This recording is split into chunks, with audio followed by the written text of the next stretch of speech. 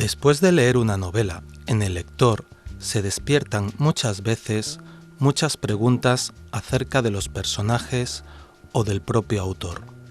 Se le despierta también una curiosidad intensa por saber cómo continuará la historia y un deseo profundo de seguir leyendo a ese autor. Esto convierte a algunos autores en referencia para miles de personas. La saga de 8 novelas que Elvira Lindo creó en torno al personaje Manolito Gafotas se convirtió en un fenómeno literario y consolidó a la escritora gaditana como una autora de renombre. Por ello, el Instituto de Educación Secundaria Los Montecillos organizó con ella un encuentro con motivo de su 9ª edición del Club de Lectura, sabiendo que acercar a los lectores a sus autores favoritos es un modo eficaz de fomentar la lectura.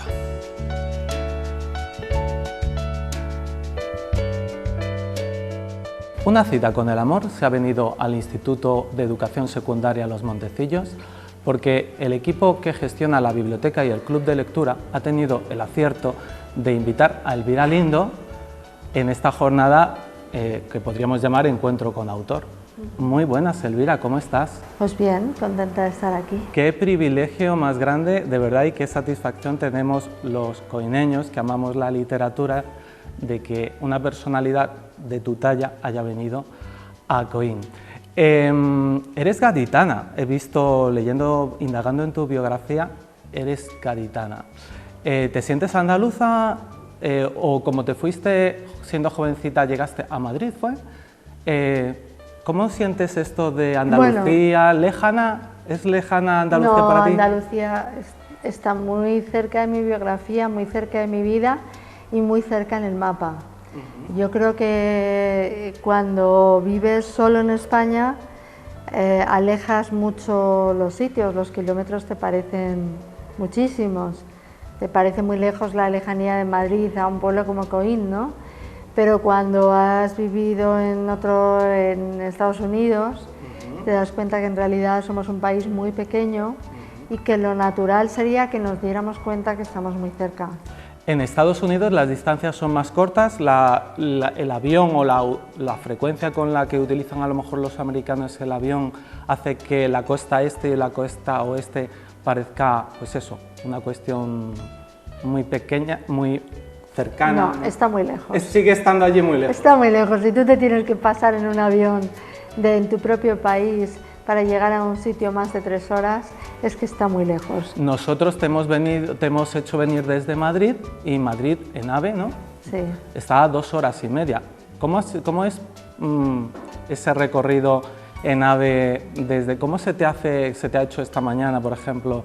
¿Largo, corto? Nada, pues cortísimo. Un suspiro prácticamente, me leo, ¿no? Unos periódicos, etcétera, y ya está. Es que no tiene importancia, es que no está tan lejos y mi familiaridad con Málaga es muy grande, o sea que no es que yo venga y tampoco es extraño Madrid para vosotros, o sea que somos del mismo país, hablamos el mismo idioma y estamos, y desde luego mi familia tiene mucha mezcla. Mi padre, a través de mi padre, pues siempre tuve mucha cercanía con Andalucía. Como dices, nací en Cádiz, tengo un hermano que nació en Málaga, somos 4, cada uno nacimos en un sitio. Entonces, pues el mismo hecho de que yo en mi infancia me trasladara muchas veces de domicilio, de casa, de ciudad, etcétera, por la profesión de mi padre, para mí, sinceramente, creo que el mundo es tal vez es más pequeño que para las personas que a lo mejor no han salido de su pueblo, ¿no? Para mí ha sido muy común cambiarme de colegio cuando era pequeña, ¿no? Con lo cual me muevo por el mundo con bastante naturalidad, como si el mundo fuera mi casa, no me siento ajena, la verdad. Naces en Cádiz, llegas a Madrid a los 12 años. ¿En ese intervalo conoces más ciudades? Sí. O sea, por el trabajo de tu padre hace que vivas otras realidades. Yo es que, fíjate, me preguntaba, conociendo Manolito, que es tu personaje más notorio, tiene 10 años, vive en Madrid, y yo me preguntaba, ¿tendrá que ver ese Madrid que conoce Elvira con 12 años? ¿Se parecerá al Madrid que vivió o que vive Manolito? Sí, se parece. Yo la verdad es que no viví nunca en su barrio. Ajá. Viví en otro barrio que, como tantos barrios en Madrid, y durante esos años fueron de aluvión, llegaron muchos extremeños, muchos andaluces a trabajar a la capital, ¿no? Y de alguna manera el ambiente en el que él se cría y todo esto, pues era muy parecido al que yo me crié. Probablemente ahora, pues si empezara ahora a escribir estos libros, tendría que añadir una inmigración de fuera, extranjera, o sea, que los niños que pueden aparecer, en el caso de Manolito, su familia es de un pueblo de Cuenca, etcétera. Mi padre era de Málaga, mi madre era de un pueblo cerca de Teruel, pero si empezara a escribir estos libros tendría que haber niños ecuatorianos, africanos, de muchas partes del mundo, ¿no? Porque los colegios públicos en Madrid ahora son así. Incluso aquí la realidad también es multicultural. ¿Tú cómo crees que le sentaría a un niño como Manolito, o cómo experimenta un niño como Manolito la multiculturalidad que ahora realidad que están viviendo nuestros niños en los colegios? Yo creo que con mucha más naturalidad que los padres, probablemente, ¿no? De todas formas, yo no encuentro que España sea un país particularmente hostil, ni racista, ni nada de eso. Creo que no, y creo que además, habiendo sido un país que ha tenido tan poca inmigración, porque hemos pasado 40 años de dictadura y a España llega muy poca gente de fuera, ¿no? Y de repente esto es un fenómeno que empezó, pues yo qué sé, hace 15 años o algo así, y sin embargo creo que no ha habido demasiados problemas, ¿no? Ha habido los problemas, yo creo que luego que han surgido más por la crisis económica que por una hostilidad hacia el inmigrante. Entonces creo que los niños lo viven con mucha naturalidad, y además los padres tienen que hacer en su casa porque lo vean con naturalidad. Viéndolo ellos también con la misma naturalidad o incluso con mayor naturalidad. Bueno, creo que los padres son importantísimos en enseñar valores a sus hijos, a veces sin tener que decirlo, con su propio comportamiento, ¿no? Entonces, cuando tú ves, la verdad es que cuando tú ves un niño que hace comentarios despectivos sobre chavales que son de otra religión, de otra raza, pues probablemente son cosas que escucha en casa o que ha copiado en casa, con lo cual yo creo que es importantísimo. ¿Los libros también nos educan en valores? Comentabas que los papás, los valores que recibimos o que practicamos son recibidos fundamentalmente por la familia, pero ¿los libros también pueden educarnos en valores?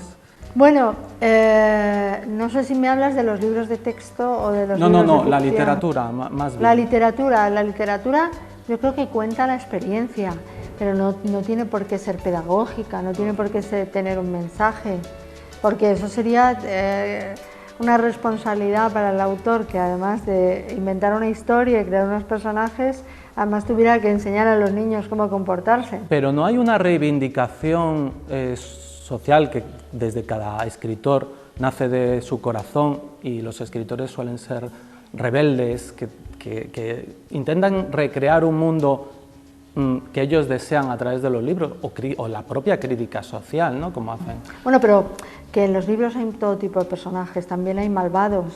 Sí.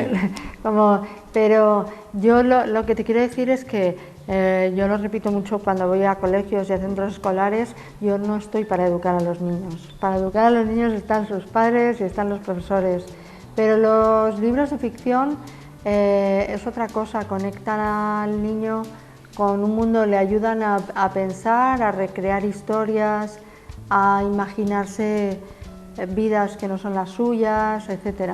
A contemplar otras posibilidades, por ejemplo, Pues sí, otras realidades que... Yo cuando era pequeña leía libros, pues muchos de ellos eran de series, de libros de personajes ingleses, etcétera, que hablaban de cosas que eran ajenas a ti. Eran ajenas, pero a mí me encantaban precisamente por eso.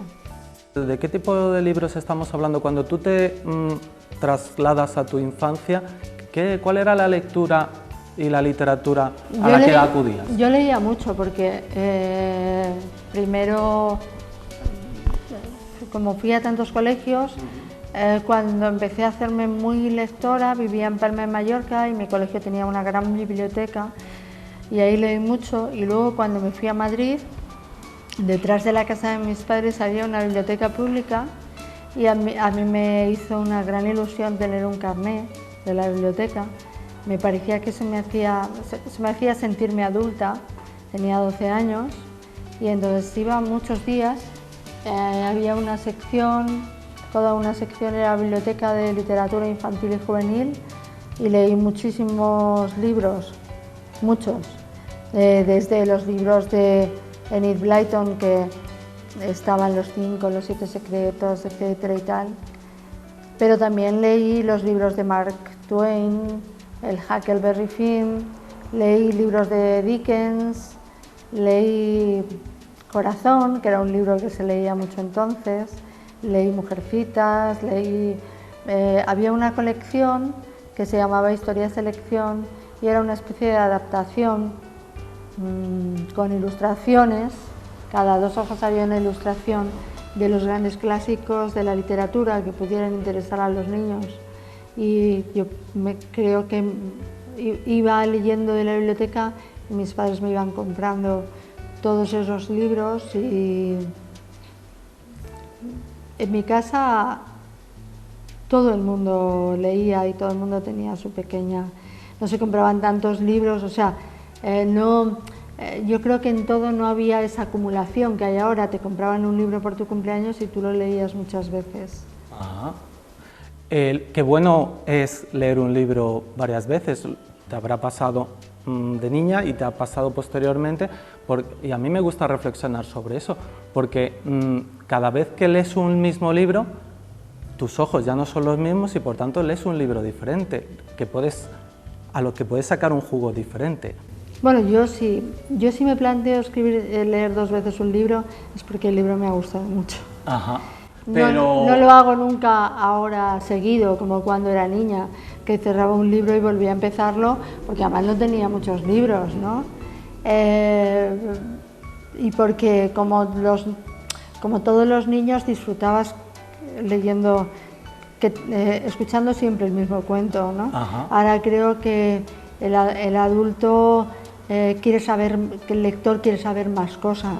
Es decir, que yo los libros que repito en lectura son libros que sé que me han gustado mucho, que han pasado a lo mejor 10 años y que quiero volver a disfrutar. Pero esa segunda lectura 10 años más tarde... Bueno, a veces es como nueva porque te has olvidado de muchas cosas. Hay muchas cosas que son como un reencuentro y hay otras cosas de las que no te acordabas, porque tú de los libros te acuerdas luego de una manera así... vaga, ¿no? Sí, con recuerdos, a retazos, ¿no? Sí. Fíjate, de un tiempo a esta parte han surgido un fenómeno que a mí me encanta, que es el del club de lectura. Esa niña, Elvira, de 12 años, pues leía sus libros y es un placer que consideramos individual, ¿no? Se disfruta, pero el hecho de poder reunirte con un grupo de personas que han leído el mismo título y poder comentarlo, convierte ese placer individual en un placer colectivo y que aporta también su punto. ¿Cómo lo contemplas tú, este fenómeno?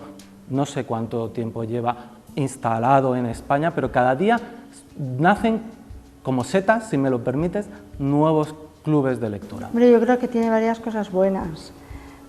Una, que se fomenta la lectura, y otra que también sirve para establecer conexión entre gente que necesita hablar, tener amigos. Eso es así, es decir, que cualquier actividad ajena, cualquier actividad que te saca de casa que te lleva a hablar sobre, en este caso es una un libro, experiencia. en este caso es un libro, pero podría ser cualquier otro taller, etcétera, a mí me parece positivo.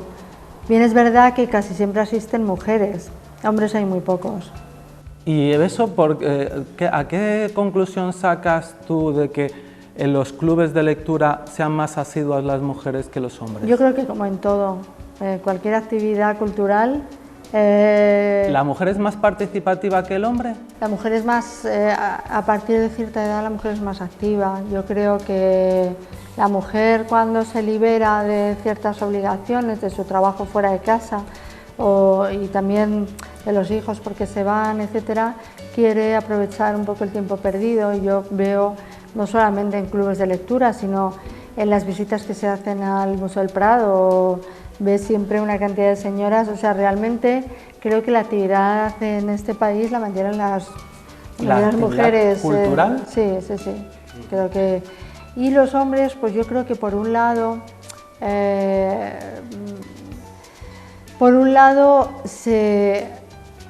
cuando saben aprovechar menos el tiempo, estoy hablando en general, Sí.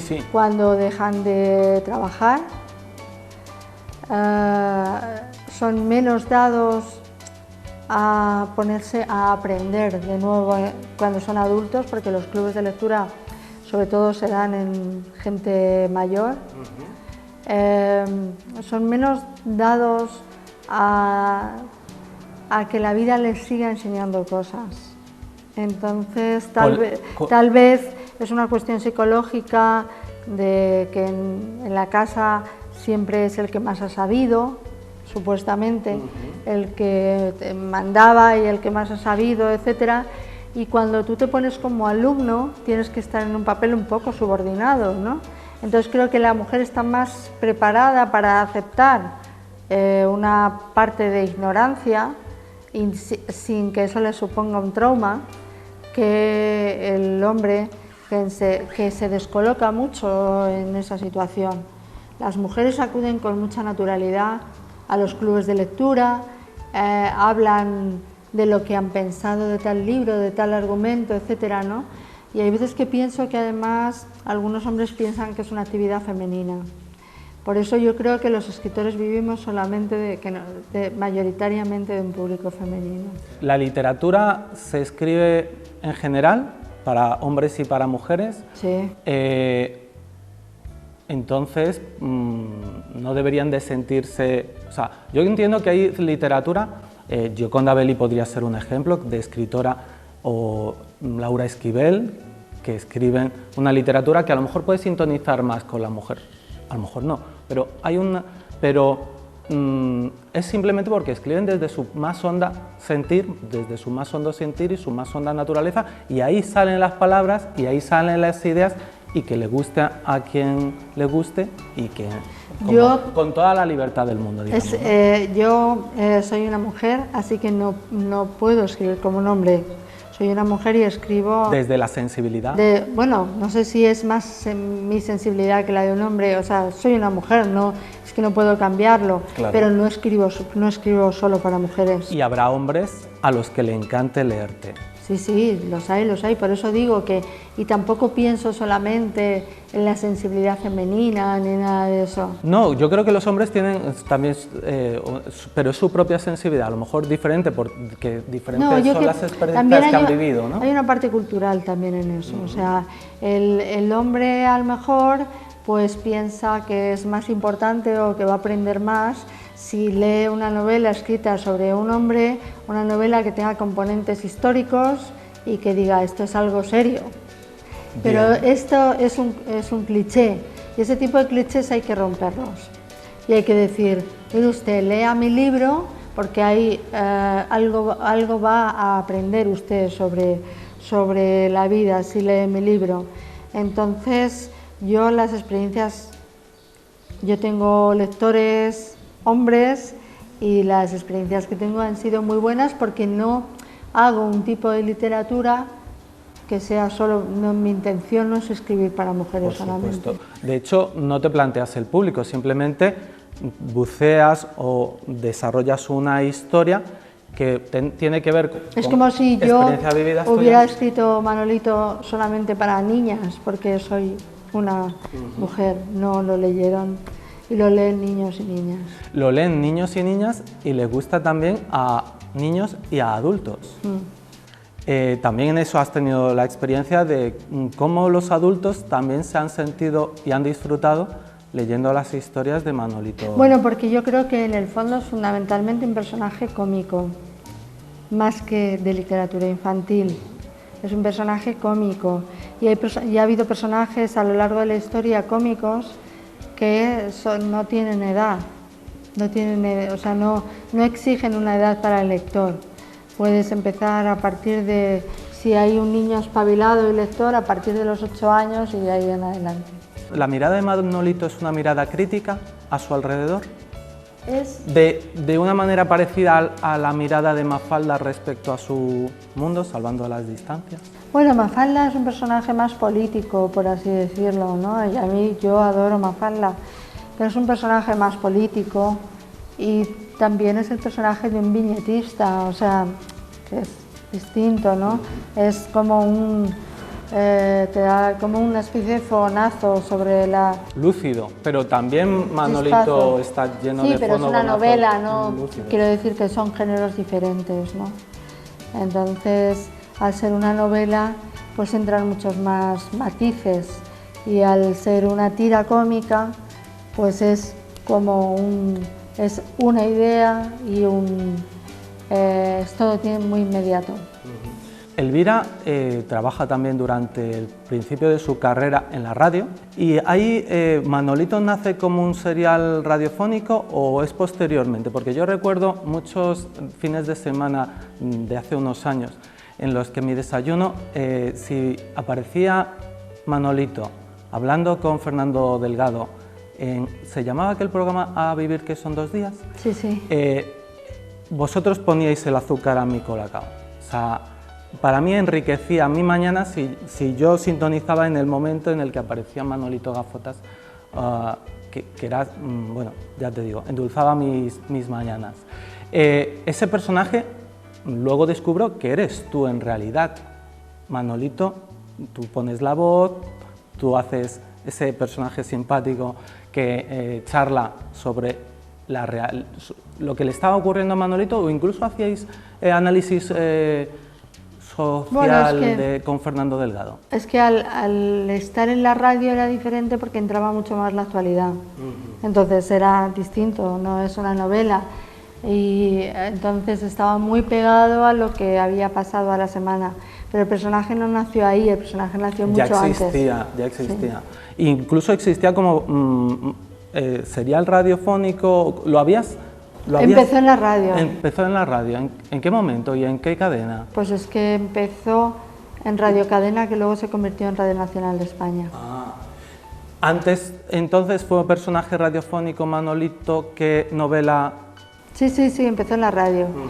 Empezó en la radio. ¿Y cuándo decides que hay que convertirlo en una novela? Posteriormente, el primer título, lógicamente, se llama Manolito Gafotas, y luego en una serie, porque el público lo demanda, porque al público le encantan las reflexiones de Manolito. No, pero en el momento en el que yo empecé a escribir el personaje, no era tan popular como cuando luego lo hice en la SER. El momento en el que yo empecé a escribir el personaje lo había hecho en Radio Nacional, por la noche, lo había hecho muchas veces. Y lo que pasó es que la radio y la tele estaban cambiando y yo decidí que quería dedicarme a escribir en mi casa y tuve como una especie de retirada de todo ese mundo de la comunicación. Entonces fue mi marido el que me dijo que era una pena que ese personaje quedara solamente como un recuerdo radiofónico y que por qué no aprovechaba algunos argumentos que había escrito para la radio para escribir un libro, y así fue. O sea, yo me quedé en casa y lo dejé todo y me quedé en casa y me puse a escribir. Fue una experiencia enriquecedora la de poder detener un poco, que se detenga el mundo, que me voy a poner a escribir y me da igual, entre comillas, todo lo demás. Me voy a centrar en mi proyecto literario en este caso? Bueno, fue raro porque de repente dejar de ir a trabajar a una redacción y empezar a ser tu propio jefe y a actuar por tu cuenta, pues requiere una disciplina para la que yo no estaba preparada, pero finalmente salió bien porque empecé a hacer guiones en casa para ganarme la vida y además escribí este primer libro y tuve la suerte de que el libro desde el primer momento empezó a recomendarse muchísimo y fue no sé, fue un fenómeno muy sorprendente para mí, pero también por otro lado natural, o sea, en el sentido de que nunca se hizo una campaña de promoción ni nada de esto, fue que se empezó a leer y se empezó a recomendar. El éxito de un libro fundamentalmente está basado en el boca a boca. De poco sirven campañas publicitarias con los libros porque es el... Puede servir en el primer libro, o sea, hay autores que de repente lanzan y hacen muchísima publicidad y tal, pero realmente...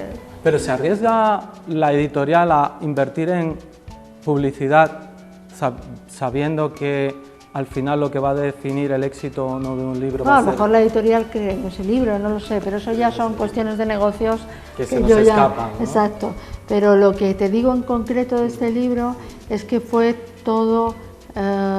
muy natural. Sí, o sea que de la literatura infantil y juvenil nunca se hace demasiada publicidad, a no ser que se trate de un fenómeno internacional, etc. Entonces Manolito se empezó a leer porque gustó y se empezó a comprar y se empezó a leer y empezaron a recomendarlo sobre todo los profes de los institutos y los colegios y ellos fueron en gran parte los culpables, por así decirlo, del éxito del libro. Y es un libro, como hemos dicho, que no solo gusta a los niños, sino gusta también a los adultos y eso hace que el fenómeno se convierta en lo que ha sido. Posteriormente, bueno, supongo que Elvira decías que escribías guiones en casa, que ya estabas para televisión o para cine. Dices, me ganaba la vida de todo, lo que surgía. Posteriormente, ya después del éxito de Manolito Gafotas, que sitúa a Elvira Lindo como un nombre de prestigio o de renombre en el panorama literario español, Elvira también se consolida como escritora para adultos con unas historias que se alejan un poco de este público infantil, ganando algún premio, el premio de biblioteca breve. Sí, pero ya empecé a ser conocida en un público para adultos en la escritura por mis columnas en el periódico. Yo creo que eso es lo que daba... Lo que catapulta la posibilidad de lo que hace pensar que yo no soy una escritora especializada en literatura infantil. En la radio también, ¿en qué momento apareces también como con tertulia? Bueno, ¿Eso es más, yo en la radio... posterior? No, yo empecé a trabajar en la radio. De siempre. Entonces, otra cosa es que Manolito se hiciera conocido, pero yo trabajaba en la radio haciendo programas. En las radios más importantes de este país, como son, has dicho, Radio Nacional de España y la cadena SER, ¿no? Realmente donde aprendí todo ese oficio fue en Radio Nacional de España. O sea, la radio pública ha sido la empresa en la que yo me formé.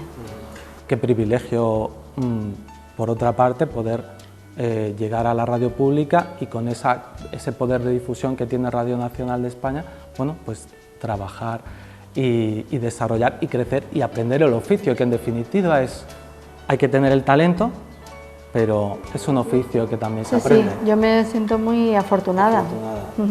Llega un momento en el que Elvira tiene ya un prestigio, es un personaje, una personalidad, y el simple hecho de que una película vaya firmada el guión con el nombre de Elvira Lindo, como ha ocurrido, ya es otro aval. Es decir, si uno pasaba, me recuerdo haber pasado por Callao y ver un cartel de una película basada en la novela de Elvira Lindo, ya eso es un referente, te has convertido más ya Manolito Gafotas se ha quedado en el recuerdo, pero te has convertido en una escritora, bueno, pues con su prestigio, en el que, uy, la nueva novela de Elvira Lindo, vamos a ver qué nueva historia nos cuenta. Llegar a ese punto que tantos escritores desean y que está solamente al alcance de unos pocos, debe suponer para en este caso para ti, una gran satisfacción y un respaldo, ¿no? También a lo mejor una responsabilidad. Yo procuro pensar lo menos posible en eso, porque no quiero que me condicione.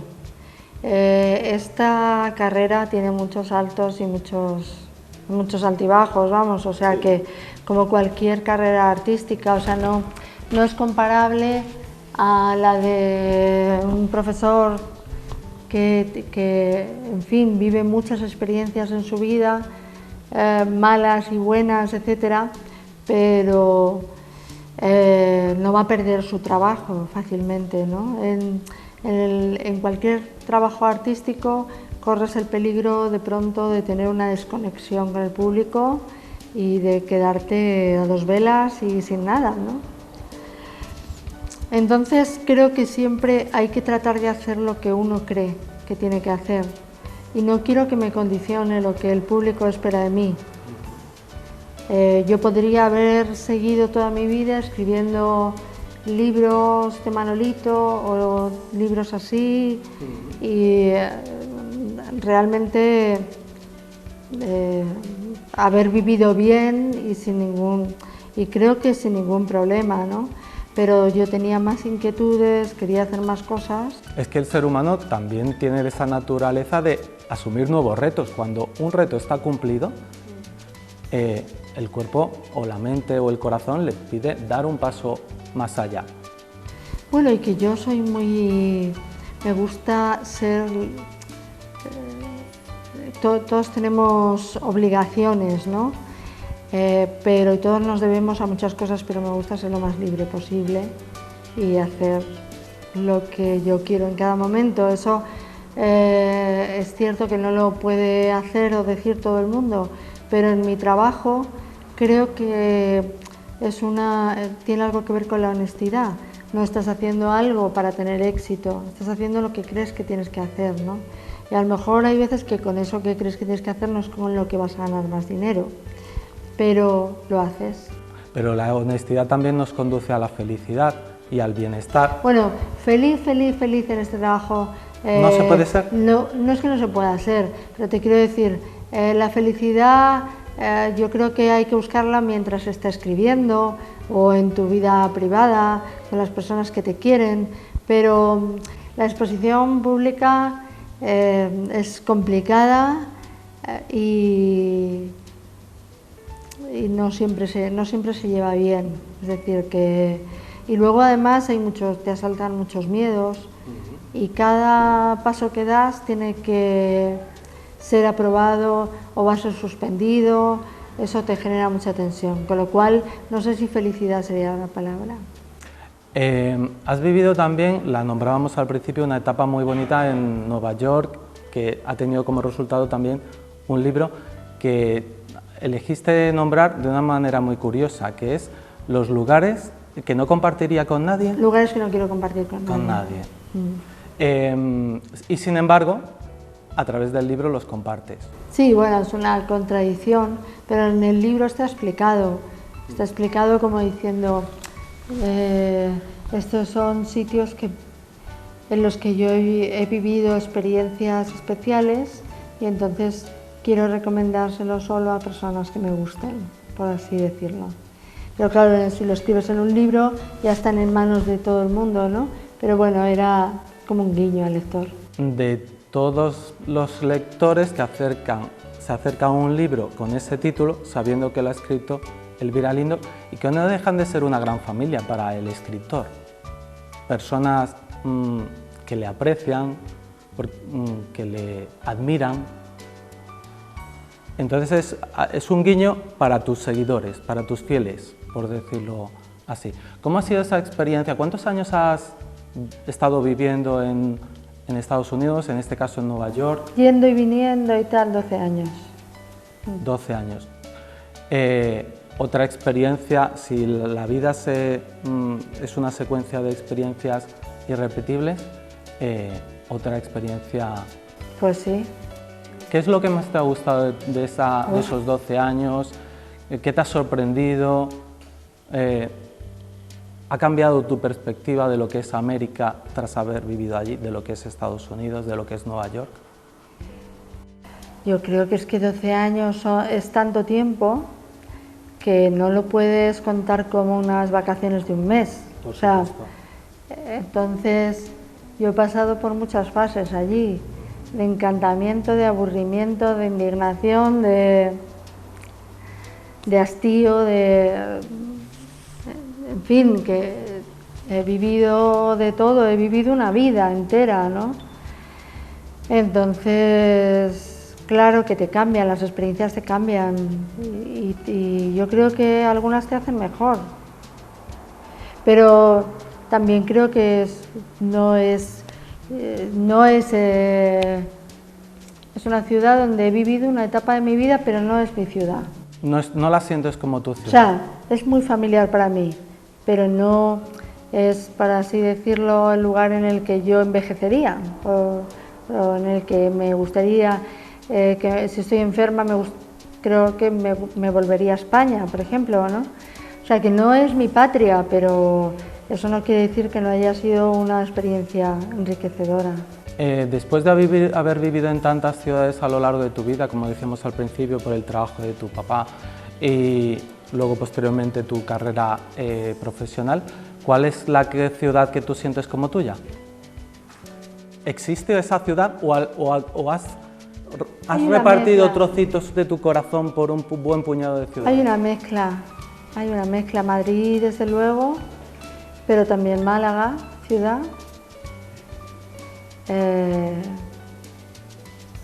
No sé, ya te digo que yo tiendo a querer sentirme en los sitios.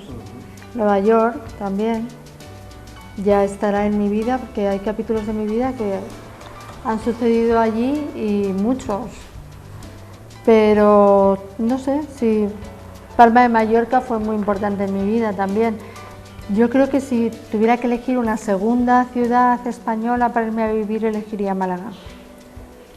El encuentro con los escritores es un recurso que se viene utilizando porque la cercanía de los escritores a los lectores permite que surja una curiosidad por conocer mejor al escritor, ahora a través de los libros. Nosotros queríamos mostrarles, queríamos presentarles, queríamos acercarles a Elvira para que ustedes la conocieran en persona, para que vieran el encanto de mujer que es, y a partir de ahora conozcamos otra parte de Elvira que quizá hasta este momento no hayamos conocido. Conozcamos a la escritora conociendo ya a la persona, que es como un grado más. Elvira, muchísimas gracias por este ratito de conversación y esperemos que más gente se anime a conocerte ahora que te ha conocido a través de la televisión. Esperemos que sí. Muchísimas gracias. Gracias. Gracias. Hasta pronto.